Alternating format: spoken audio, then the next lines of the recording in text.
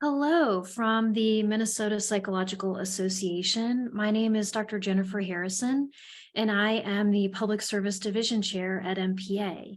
And I want to introduce you today to Dr. Marina Bluvshtein, who has been an MPA member for quite some time here. And we're very excited to highlight you as a member today for this month and the great work that you're doing in the field. And so I'd like to ask a few questions so that we can learn a little bit more about you. All right. So tell us a little bit about yourself. Well, before I'm going to tell something about myself, I really wanted to thank you for reaching out to me and for giving me this chance to reflect on some of the things that I've done, some of the things that I am doing, and things that I am hoping, I'm dreaming of doing more of. So it became quite a useful, very healthy exercise for me to be preparing for this conversation. So I just wanted to thank you for that. Very therapeutic in many ways too.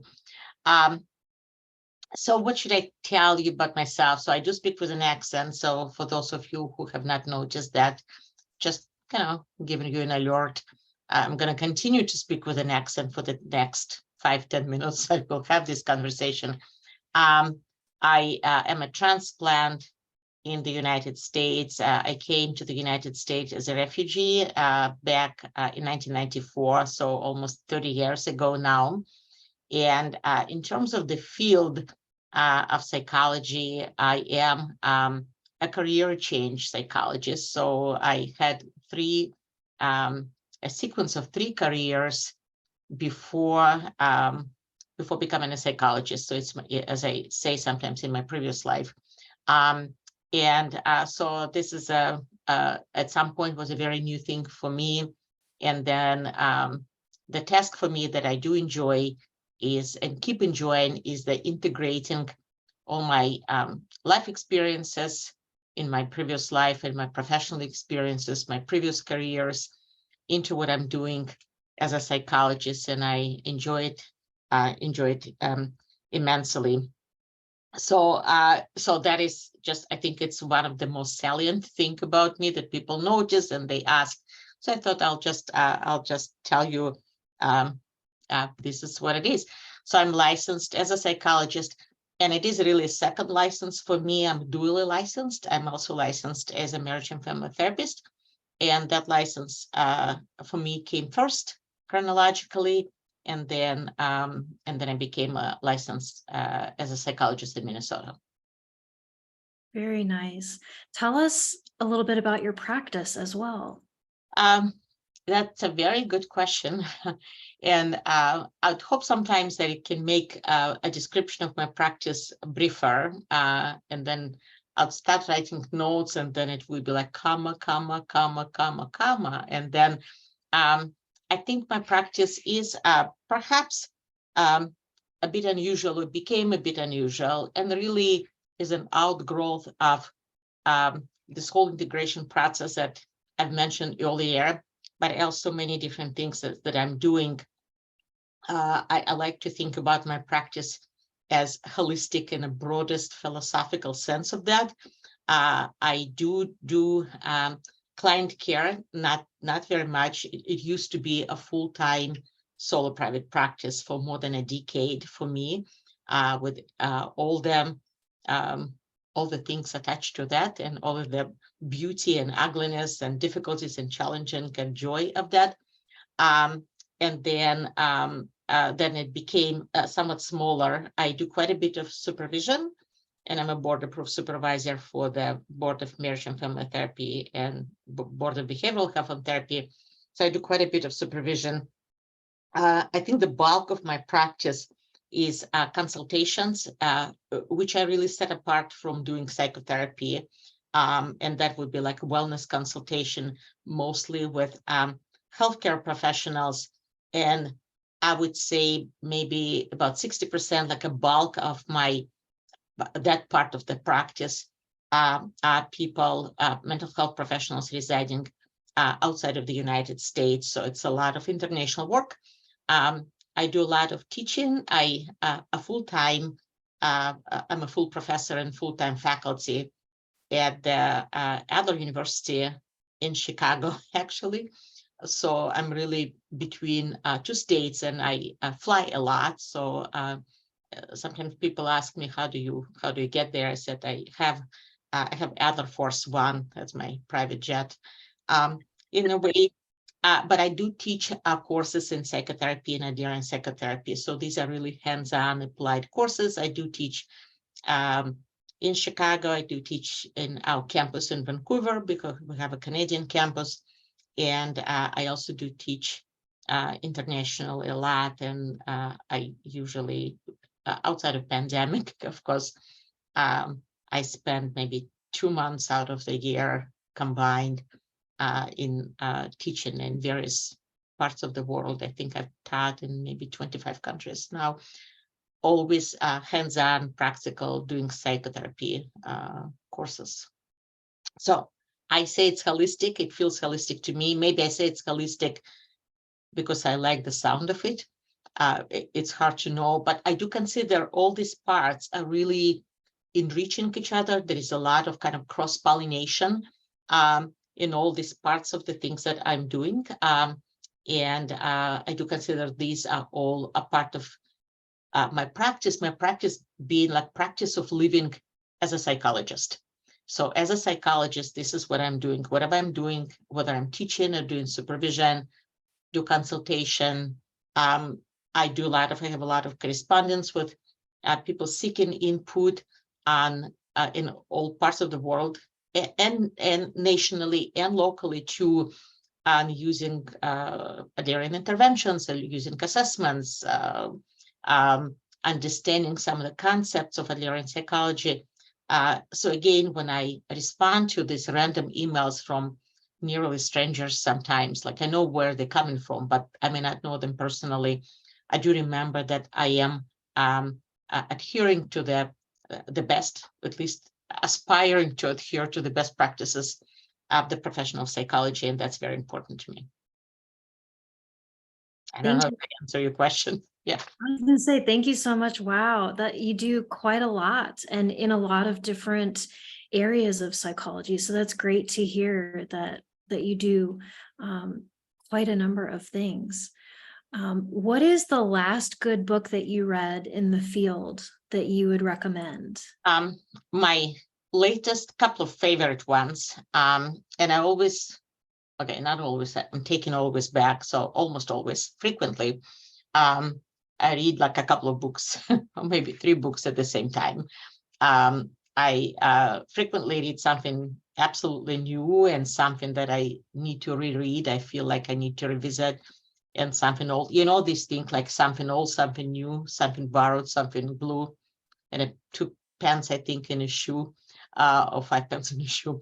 So to me, reading is always something old, something new, something borrowed, something blue. The new to me, it's somewhat of a newer book, but I just didn't get to read it. I never had time to read it, and I'm reading it now. Is a book by Kishimi, Courage to be Disliked. And I'm not on commissions, but I'm highly recommending this book. It is an amazing book by a Japanese Adlerian, became a bestseller, The Courage to be Disliked. The way it's written, the way the book is done, it's a series of dialogues, so it's very, very Socratic in many ways. And it's absolutely just a gem, I would say, just to read so well. And I've heard from so many people, professionals and lay people alike, just really enjoying this book and falling in love with the content of it based on how the book is done. Something is magical, something that Kishima, I know him a little bit, something that he's done right in this book, that the people do read the book, and that's a good thing. The book that I am at this point rereading is, I just felt strong desire to read, is Eric Fromm, The Fear of Freedom. I had that book for a long time, read it. I know that because I see all my highlights there. And I felt very strong desire to reread this book now.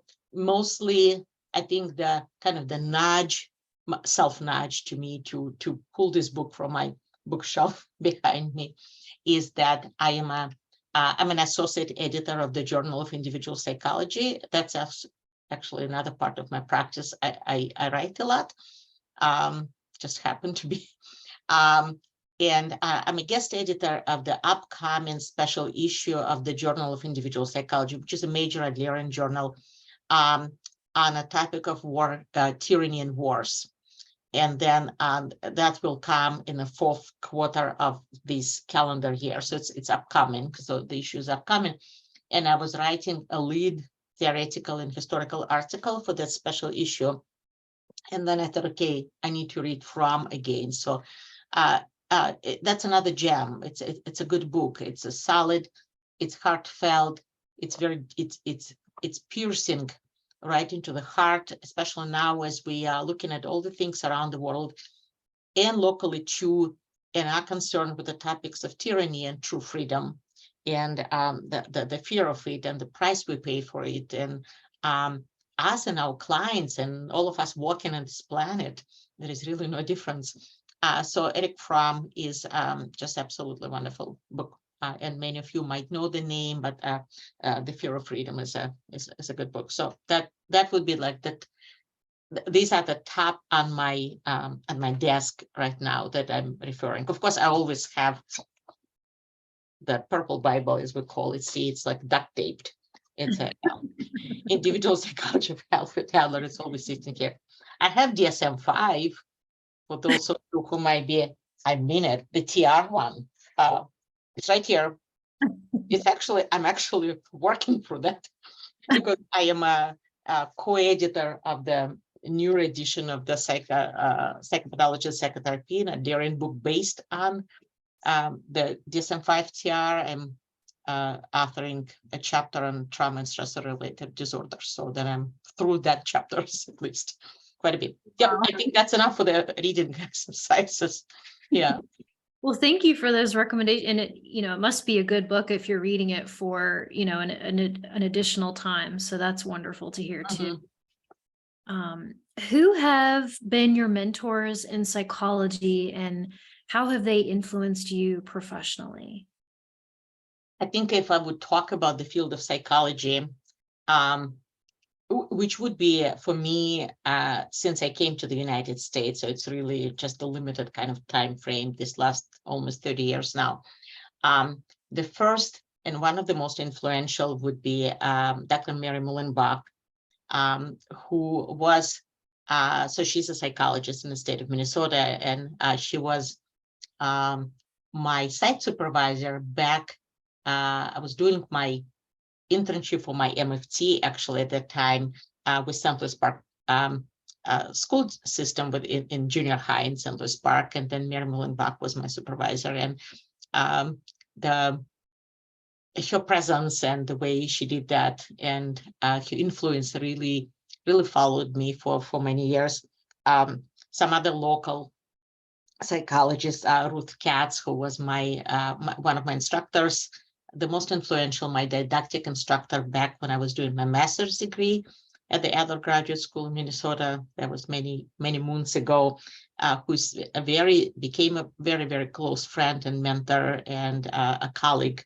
And then if we go broader, Dr. Eva Dreikers-Ferguson in the state of Illinois, a daughter of Rudolf Dreikers, who's around and strong and just a huge influence on me. Dr. Harold Mozak, also in Illinois, passed away a few years ago. We co-authored a little bit and just very, very influential psychologist in my life. And then broader, Karen John and Rachel Schifrin. What I would say is I'm thinking of all these people and many more. I think the courage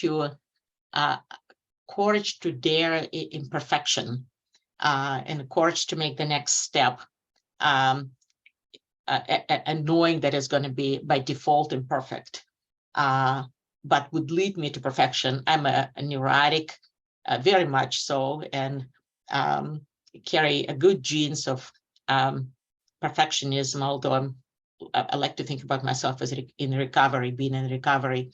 But I will never part with an idea of that I want to get to this or get closer to this state of perfection. And to overcome my fear of imperfect next step, the people who really helped me, nudged me, welcomed me there, and set an example of doing that themselves and not being afraid in a position of being mentors to do that.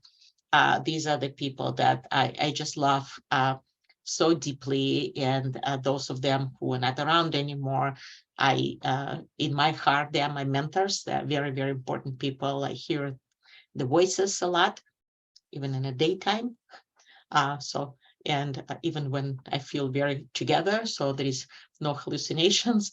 And I still rely on the wisdom of the earlier lessons and ongoing lessons with some of them that I'm still getting from them. Most of these people are women, and so that is the women's voices in psychology is a very, very important theme for me. So I like to those who lifted me, and I like to keep lifting others, others in the field, not just to break the glass ceiling, but just lift beyond that. Thank you for sharing. It sounds like so many wonderful mentors that you've had the opportunity to work with, and very wise words as well. Very well stated. Where do you see the field of psychology in the future? Well, I'm glad that we're talking about the future, right? Not only the past, not only how do we overcome the challenges of today, but I think in the future, I see us being kind of paradoxical as a field, being back to holism, back to dialogues of equals, back to what I call second person psychology. It's a you psychology, not I psychology, not they with their diagnosis and maladies psychology, but it's a you psychology. It's basically back to the future in a way, in a future with the back, kind of bringing back into it. A lot of times I'm thinking about the times like, I don't know, just back when psychology as a field, as a profession didn't even exist, right? So going back to Socrates, or going back to even to Adler, or going back to all these times, not in a way, like, it's not like homesickness in a way, although I'm not that old, but it's more of trying to find the gems of the wisdom there, where there was no much of a turf battle, because the turf belonged equally to everybody, where people were not afraid to delight in seeking knowledge, and seeking knowledge about self and seeking knowledge about others. It's not that we lost it. I don't think we lost the ability. I believe in innate potentiality to delight in seeking true knowledge in a broader sense of that. But I think we are so busy protecting our turf, and so busy responding to bombarding stresses of the environment, that we may have no energy left to really delight in what is delightful. And knowledge, psychology, which is it's a science, it's a knowledge of psyche, of us, of our soul. We cannot really know that unless we find some time and ability and encourage each other to really delight in it. And that's what my dream is for all of us, for the field, for us as people to get to. Very interesting to think about our future and where we might be one day. Okay.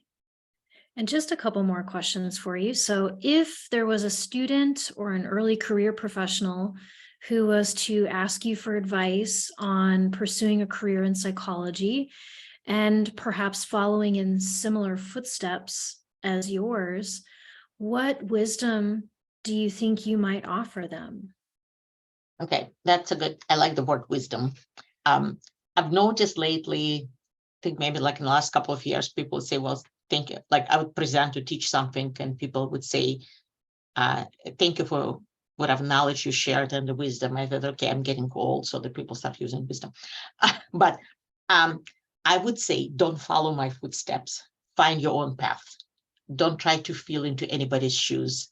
Find the shoes that you like to wear. And if you don't, walk barefoot. That's wonderful.